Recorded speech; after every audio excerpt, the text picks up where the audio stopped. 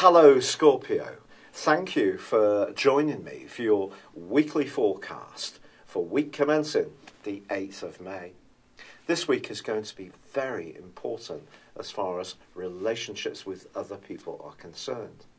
And I don't just mean in an intimate romantic way, it could be in all sorts of partnerships or interactions.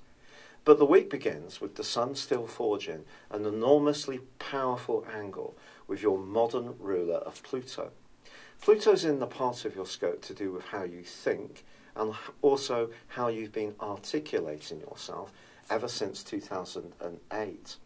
The angle with the Sun in Taurus suggests through to Thursday that there could be one conversation or contact you have with someone that you encounter this week, which really can excite you. Perhaps this is going to be someone who sees things, has similar values to you, or is very different to you, but not in a way which makes you feel threatened. It can be a way that you can complement each other. Your thinking generally can be transformed by this particular aspect, which runs on from last week. Of course, Mercury has been going through a retrograde, and that has meant that it's revisited its conjunction with Uranus once again. This is making you pretty restless, and I think if you do work in a business partnership, perhaps you are looking for some changes, or at least some kind of reorganisation.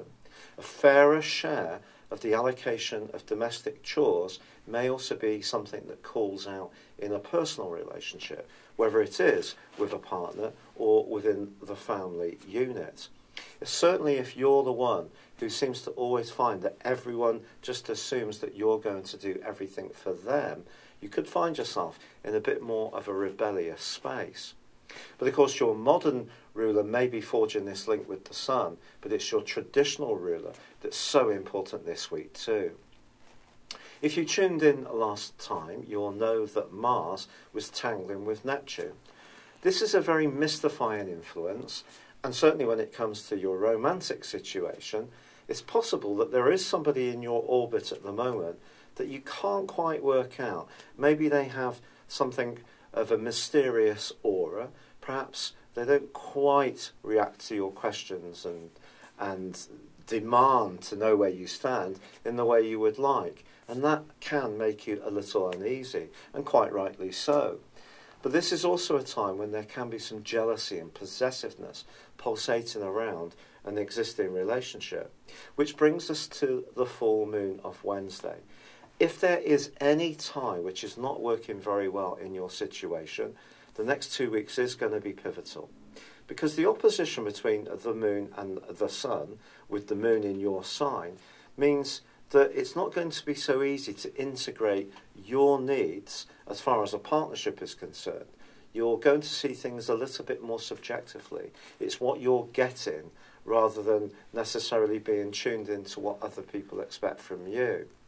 What can help this, however, is that Mars, ironically, is forging a delicious link with Jupiter. And if you're someone with a real appetite for digging beneath the surface, which is often the case with you Scorpios, or you want to talk to someone who tends to be quite experienced or read some self-help books, these could give you some interesting ideas on how you can handle your particular scenario at the present time. But if you can, do try to stay conscious of how other people are viewing you. It's not just about what you're not getting or want. It's also what they need from you too. And the more you can meet people in the middle over the next 2 weeks, the better it's going to be, because that can help you to reach a greater sense of harmony, give and take, and meeting people in the middle. It's been a real pleasure being with you. Thank you for joining me. Good luck and goodbye for now.